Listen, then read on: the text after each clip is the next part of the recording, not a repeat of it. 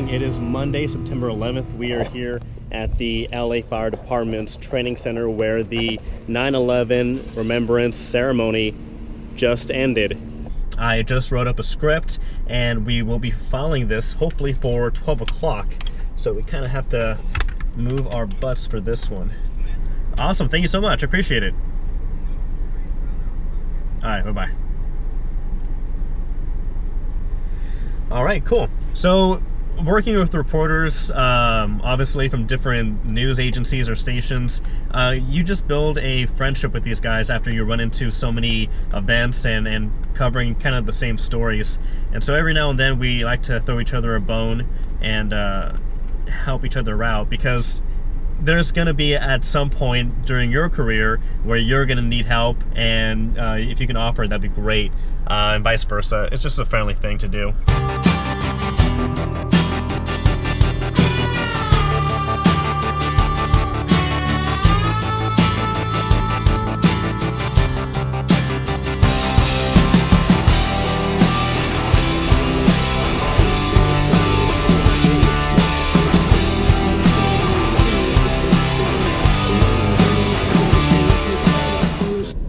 Okay, so we are meeting with Mike Lister. He is the spokesperson for the city of Anaheim, who will be able to break down this plan to declare an emergency in the city of Anaheim in regards to the homeless population that live along the Santa Ana River Trail.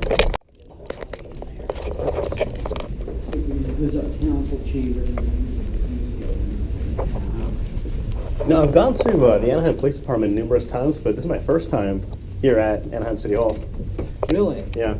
So pretty much from what I've heard, there's an LA Times article that I read this morning saying that there's the issues of safety, sanitation, crime, that's all being brought up, and it's kind of isolated on that Santa Ana River Trail, right? Yeah. All right, so we just wrapped up our first interview with Michael Lister. He is the spokesperson for the city of Anaheim.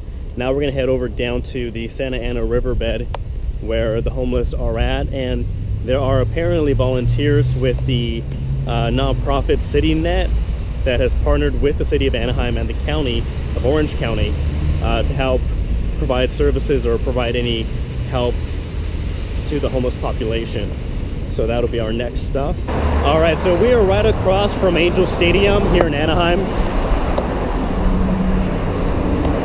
And over there, so we have this homeless camp.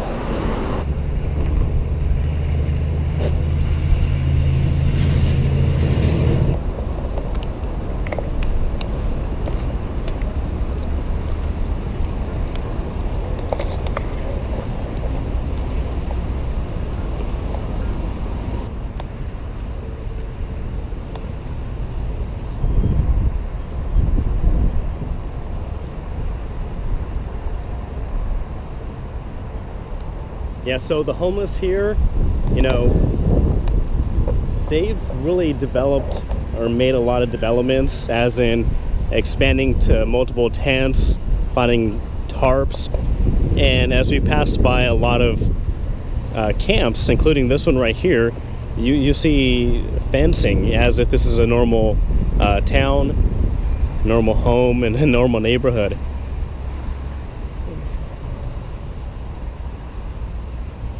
Hi, I'm with KABC Radio. Do you folks live out here? Because with the declaration of emergency, that may speed up them trying to get people out of here, but finding them somewhere to go first, and then, you know, then collecting the property.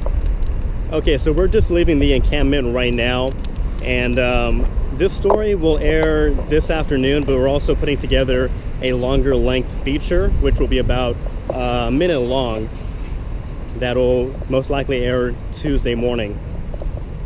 But it's amazing walking through here, seeing how intricate really the camps are. The camps are here, really set up pretty well and pretty sturdy.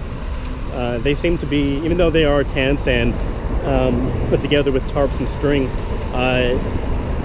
this is very permanent for a lot of people, or it can be very permanent for a lot of people, just because they do have their whole life there, their whole all their belongings, everyone they know. They say, like, you know, they know their neighbors. It is a small community, and there is no simple solution to this whole thing. So let's run across here before we die. Really does put a lot of things in perspective, because a lot of these people, you know, yeah, there are people with mental illness and with drug addiction or criminal history, but a lot of people, they go homeless just by missing one paycheck. They can't pay for their rent, they can't pay for their car, and then they're just out on the street. And I can't imagine how hard that is to try to climb back out of once you're right there at the very bottom. Mike Lister, spokesman for the city of Anaheim, says they would be doubling their efforts in addressing homelessness if the city council chooses to make the emergency declaration. Okay, so you may not be aware of this, you may not know, but I am human. I am not perfect.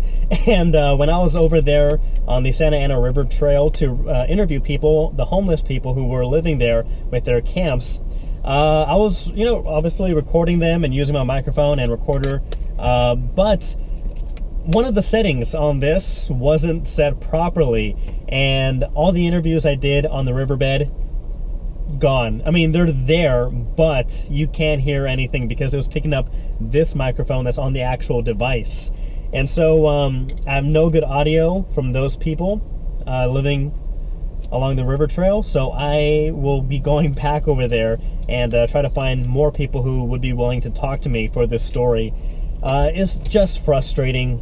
I thought I did have really good interviews, really good sound bites, really good stories that I would have loved to have told, but I'm stupid. I had the wrong settings. So I'm trying to finish up this wrap. This will be wrap number 2.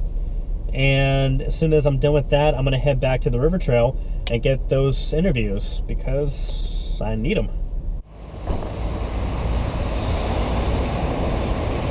Test, test, test. 1, 2, 3, 4,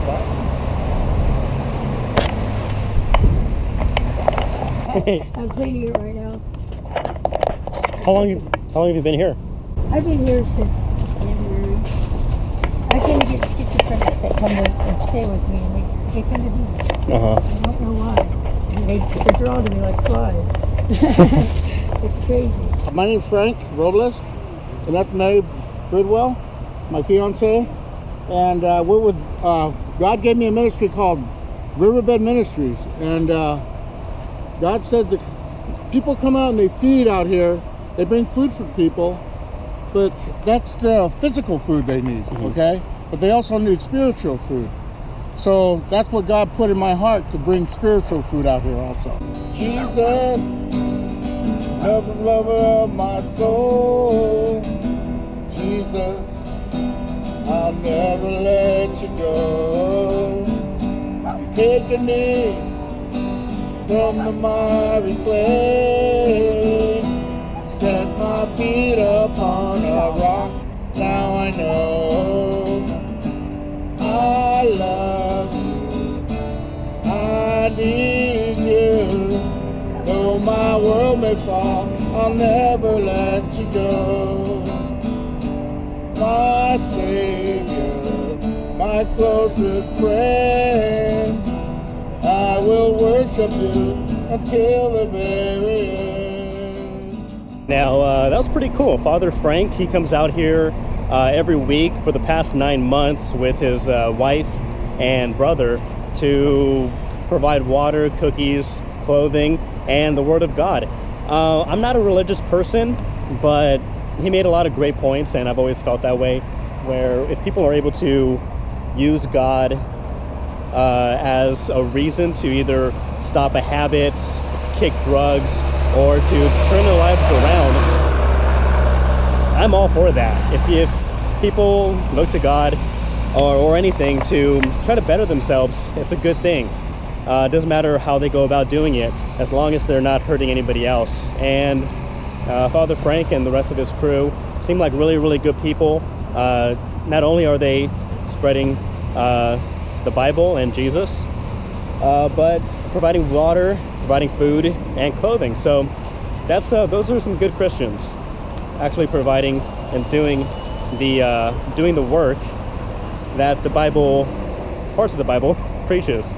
So that's always good to see.